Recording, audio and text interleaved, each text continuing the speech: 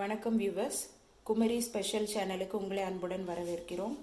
இன்னைக்கு நாம் பார்க்க போகிறது சுவையான மொறுமொறுப்பான ஆப்பத்துக்கு எப்படி மாவு ப்ரிப்பேர் பண்ணலாம் அப்படிங்கிறத இப்போ பார்க்கலாம்.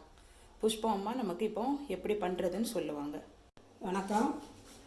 ஆப்ப மாவுக்கு தேவையான பொருட்கள்: தண்ணி ஒரு செம்பு, பச்சரிசி அரைக்காப்படி உள்ள பச்சரிசி 2 உலக்கு, 2 அரைக்காப்படி, 2 கப்பு தேங்காய், 2 கப்பு சோறு, 1/2 டீஸ்பூன் உளுந்து, 1/2 டீஸ்பூன் வெந்தயம், புளிப்பு மாவு 1 டீஸ்பூன், தயிர் ஒரு டீஸ்பூன். ஃபஸ்ட்டு ஒரு கோப்பையை எடுத்துக்கிடுங்க. அப்புறம் பச்சரிசி அந்த கோப்பையில் போடுங்க. அப்புறம் தண்ணியை ஊற்றி வைங்க.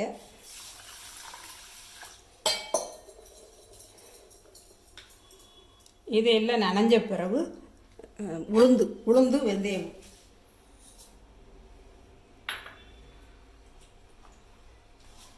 ரெண்டையும் ஒன்றாவே போட்டுடலாமா? எல்லாமே ஒன்றா போட்டாச்சு. இப்போ இந்த அரிசி 3 மணி நேரம் நல்லா ஊறட்டும். அரிசி நல்லா ஊறிட்டு ஜாரில் எடுத்து போட்டு அரைக்கணும்.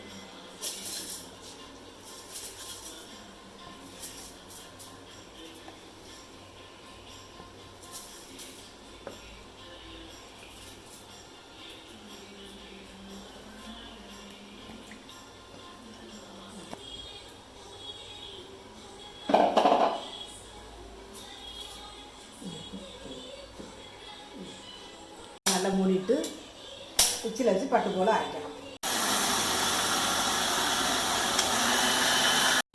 இதே போல் பட்டு போல் அரைச்சி எடுத்தாச்சு.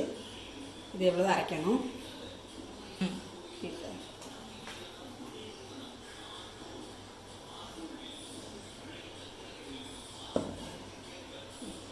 அரைச்ச மிக்சியில் தேங்காய் போடுறேன்.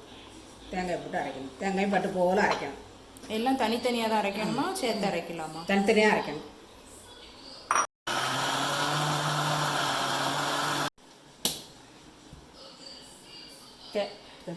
தேவை தக்கன அப்போ தண்ணியை ஊற்றிக்கணும். ஊற்றி தேங்காயை அரைக்கணும். பட்டு போல் அரைது வரைக்கும் கொஞ்சம் தண்ணி ஊற்றி அரைக்கணும்.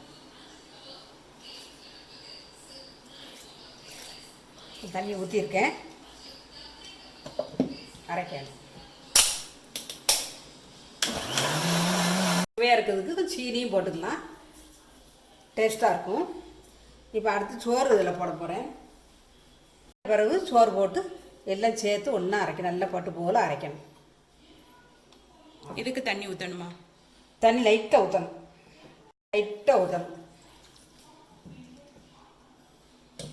அரைக்க ஆரம்பிக்கும்.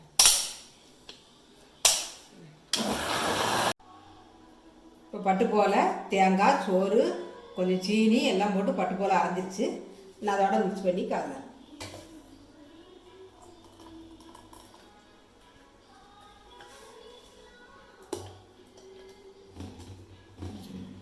இப்போ அது கூட புளிச்ச மாவுன்னு ஆப்பத்துக்குள்ளே பழைய மாவு இருக்கும் இல்லையா, அதை போட்டு கலந்துக்கிடணும். அது எதுக்கு சேர்க்குறீங்க? அப்போ தான் புளிப்பு தண்ணி வரும், மெதுவும் கொடுக்கும். சரி. இது 1 டீஸ்பூன் தயிர். இதை நல்லா கலக்கிட்டு நைட்டு ஃபுல்லாக வெளியில் இருக்கணும். நான் அடுத்து ஆப்பம் எப்படி சுடணுங்கிறத நாளைக்கு வீடியோவில் பார்க்கலாம். நன்றி.